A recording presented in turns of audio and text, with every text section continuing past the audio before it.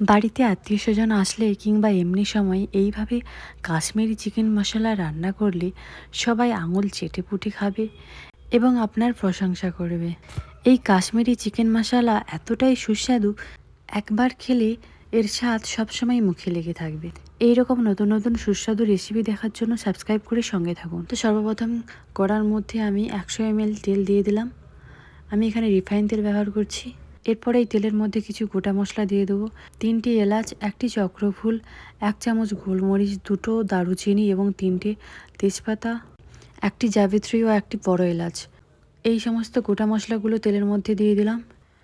এবার 3টা পেঁয়াজ নিয়ে স্লাইস করে কুচিয়ে তেলের মধ্যে দিয়ে দেব। এইভাবে নেড়ে চেড়ে পেঁয়াজকে 5 থেকে 10 মিনিট গোল্ডেন ব্রাউন করে ভেজে নেব। এই রকম গোল্ডেন ব্রাউন হলে 1 চামচ নুন দিয়ে দেব। নুন দেওয়ার পরে আরও 1 মিনিট ভালো করে ভেজে নেব। এইভাবে পেঁয়াজ ভাজা হয়ে গেলে এর মধ্যে 2 চামচ আদা রসুন বাটা দিয়ে দেব।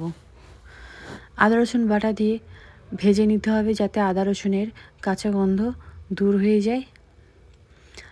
এইভাবে 1 মিনিট আদা রসুনকে ভেজে নিয়ে এর মধ্যে দিয়ে দেব 3টি টমেটোর কুচি। টমেটোকে এইরকম স্লাইস করে কেটে নিয়েছি। টমেটো দেওয়ার পরে আমরা ভালো করে মশলাকে কষতে থাকব যত সময় না টমেটো গলে যায়। এইভাবে টমেটো যখন গলে যাবে তখন এর মধ্যে আমরা গুঁড়ো মশলাগুলো দিয়ে দেব। দিয়ে দিলাম 1 চামচ হলদি গুঁড়ো, 1 চামচ লঙ্কা গুঁড়ো, 1 চামচ ধনে গুঁড়ো, 1 চামচ কাশ্মীরি লঙ্কা গুঁড়ো।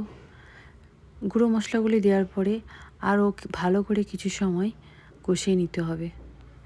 এইভাবে 1 থেকে 2 মিনিট কষানো হয়ে গেলে এর মধ্যে দিয়ে দেব 1 চামচ বিরিয়ানি মশলা। এই বিরিয়ানি মশলা অ্যাড করলে এই তরকারির স্বাদ দ্বিগুণ বেড়ে যায়। এরপরে এর মধ্যে কিছুটা পরিমাণ জল দিয়ে ভালো করে আরেকবার কষিয়ে নিতে হবে। একটু নেড়েচেড়ে নিয়ে এর মধ্যে দিয়ে দেব 6টি কাঁচা লঙ্কা।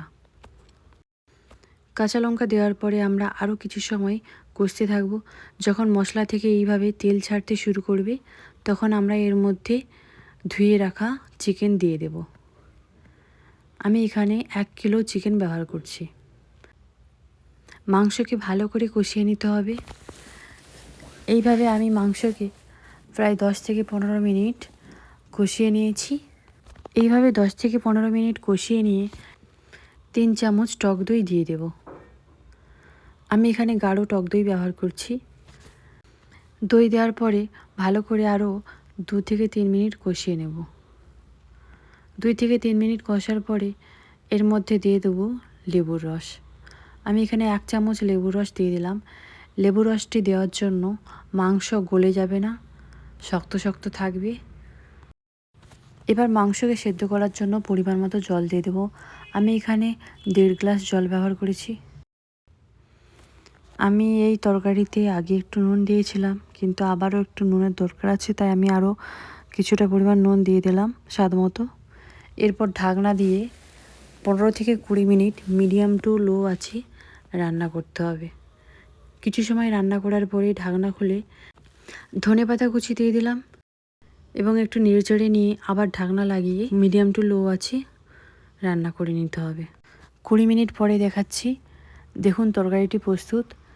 কত সুন্দর কালার এসেছে আমাদের চিকেন মশলা এখন প্রস্তুত। এবার গ্যাস অফ করে কড়াটি গ্যাস থেকে নামিয়ে নেব। ফ্রেন্ডস দেখুন কত সুন্দর চমৎকার একটি কালার এসেছে। এইভাবে কাশ্মীরি চিকেন মশলা রান্না করে আপনিও আপনার পরিবারের সবাইকে খুশি করে দিন।